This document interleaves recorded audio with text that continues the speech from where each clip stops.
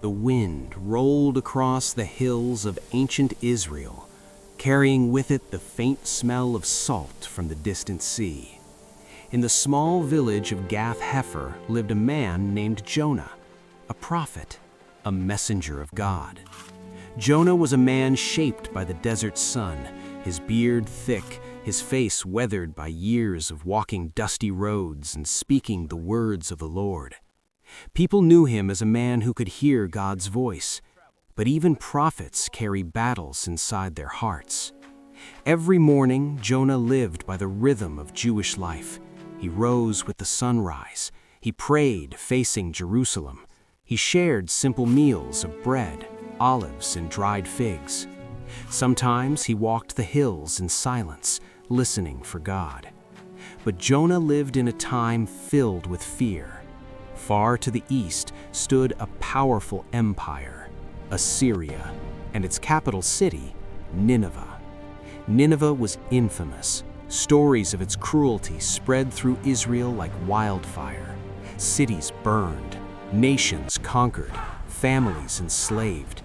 To the people of Israel, Nineveh was not just an enemy, it was a nightmare. And then, one day, God spoke. Clear, direct, unmistakable. Jonah. Jonah stopped where he stood. The wind grew still. Go to the great city of Nineveh and preach against it. Jonah's heart began to pound. Nineveh? The enemy? The very people who crushed nations under their power? God wanted him to go there? To warn them? To give them a chance to change? Anger rose in Jonah's chest. Fear followed close behind. Why should they receive mercy? Why should they be warned? And in that moment, Jonah made a decision. He would run, not toward Nineveh, but as far away as possible. Instead of traveling east, Jonah went west, toward the busy port city of Joppa. The harbor was alive with noise. Merchants shouted across the docks. Fishermen dragged heavy nets filled with silver fish. The air smelled of salt, wood, and tar. Jonah pushed through the crowds until he found a ship preparing to sail. Its destination, Tarshish, a distant land across the great sea, about as far from Nineveh as a man could travel. Jonah approached the captain.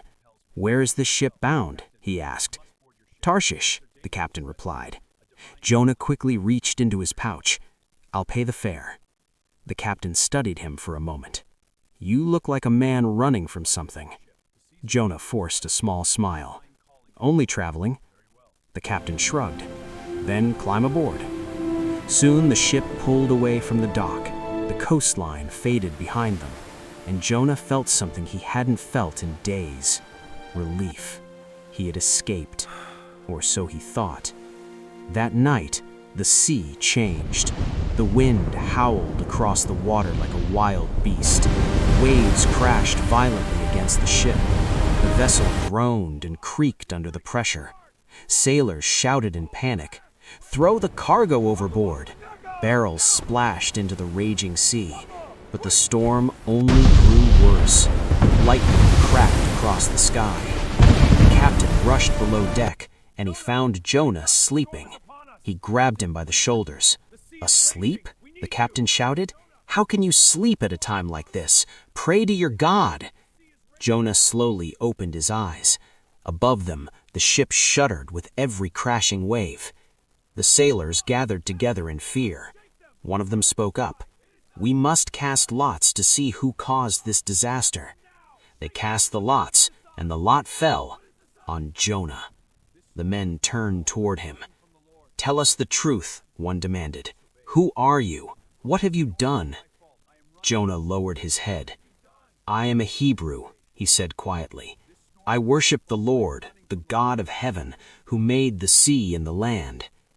Fear spread across the sailors' faces. "Then why is this storm happening?" another asked. Jonah looked at the raging waves. "It's because of me," he admitted. "I am running from the Lord." The men stared in shock. "What must we do to calm the sea?" the captain asked. Jonah took a deep breath. "Throw me into the water," he said. The sailors shook their heads. "No," one cried, "we will row to shore." They grabbed the oars and rowed with all their strength, but the storm only grew stronger. Finally, the captain looked toward the sky. "Lord, do not hold us guilty for this man's life." The sailors lifted Jonah, and with heavy hearts, they threw him into the sea. Instantly, the storm stopped. The sea became calm. The sailors fell to their knees in awe. But beneath the water, Jonah was sinking, down into the cold darkness of the deep, until suddenly something massive moved through the water, a giant fish, and in one terrifying moment, Jonah was swallowed whole. Darkness surrounded him. The smell of salt and seaweed filled the air. Jonah was alive, inside the belly of the fish, and for the first time, he realized something powerful. You cannot run from God. Hours passed, then a day, then another. 3 days, 3 nights, inside that living prison, and Jonah began to pray. "Lord, my God, in my distress I called to you, and you answered me." His voice trembled. "You hurled me into the deep, yet you listened to my cry." Tears rolled down his face. Salvation belongs to the Lord. Slowly, something inside Jonah began to change. His anger faded. His pride broke. His resistance melted away. "I will obey you," Jonah whispered. And at that moment, God commanded the fish. The creature surged upward through the ocean, toward the shore. Then suddenly, Jonah was thrown onto dry land, alive, covered in seaweed, gasping under the blazing sun. And once again, God spoke. "Jonah, go to Nineveh." This time, Jonah did not run. He obeyed. Nineveh was enormous, a massive city surrounded by towering stone walls. Crowded streets filled with merchants, soldiers, nobles, and slaves. Jonah walked through the gates, and he shouted the message God had given him. 40 days more, and Nineveh will be destroyed. The people stopped. They listened. Something about his voice carried authority. Words spread quickly, from the streets to the markets, all the way to the king's palace. When the king heard the message, he stood from his throne. "What did the prophet say?" he asked. A servant replied, 40 days, and the city will fall." Silence filled the palace. Then, the king did something no one expected. He removed his royal robes, he put on sackcloth, and sat in ashes. "Proclaim this decree," the king ordered. "Let everyone fast. Let them cry out to God. Let them turn from their evil ways. Who knows? Perhaps God will have mercy." Across the entire city, people began to pray. Violence stopped, pride collapsed, hearts changed. And when God saw their repentance, he showed mercy. Nineveh was spared. But Jonah was furious. He sat outside the city in frustration. "I knew it. I knew you would forgive them. I knew you were compassionate and merciful." God caused a plant to grow above Jonah, giving him shade from the scorching sun. Jonah felt relief, but the next morning, God sent a worm. The plant withered. The sun burned down from the sky. Jonah groaned in anger. Then God spoke. "You care about this plant, which you did not grow.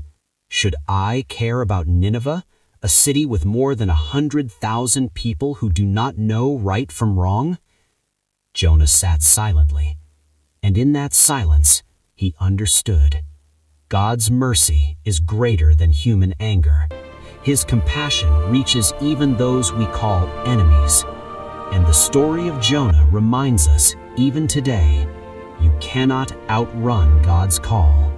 But when you finally surrender, you may discover that His mercy reaches farther than you ever imagined.